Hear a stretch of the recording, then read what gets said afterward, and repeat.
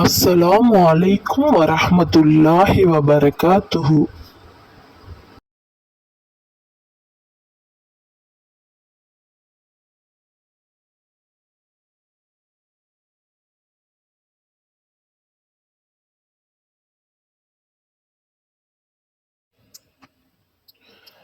நபியே, ஒரு வசனத்தை நாம் மாற்றினாலும் அல்லது அதை மறக்கடித்தாலும் அதற்கு ஒப்பானதை அல்லது அதைவிட சிறந்ததை நாம் கொண்டு வருவோம்.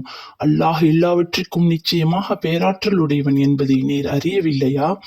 வானங்கள் மற்றும் பூமியின் ஆட்சி அல்லாஹுக்கே உரியது என்பதை நீர் அறியவில்லையா?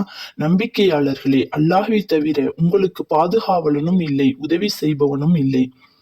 நம்பிக்கையாளர்களே, இதற்கு முன்னர் மூசாவிடம் அவருடைய மக்கள் வீணான கேள்விகளை கேட்டதைப் போல் நீங்களும் உங்களுக்கு அனுப்பப்பட்ட தூதரிடம் கேட்க விரும்புகிறீர்களா? எவர் இத்தகைய கேள்விகளை கேட்டு தன் நம்பிக்கையின் நிராகரிப்பை கொண்டு மாற்றிக்கொள்கிறாரோ அவர் நேரான வழியை விட்டு மெய்யாகவே தவறிவிட்டார். வேதத்தையுடையவர்களின் பெரும்பாலானவர்கள் நம்பிக்கையாளர்களாகிய உங்களை நிராகரிப்பவர்களாக மாற்றிவிட வேண்டுமே என்று விரும்புகிறார்கள்.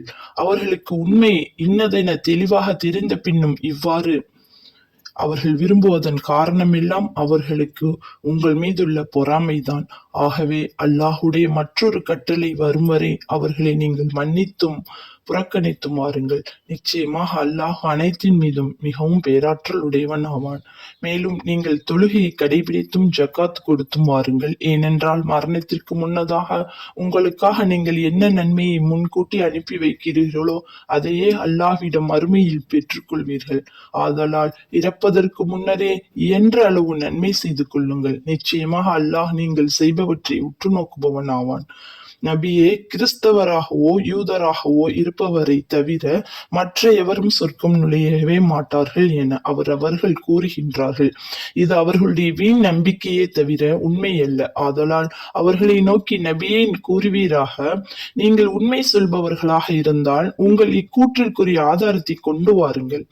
உண்மை அவ்வாறல்ல.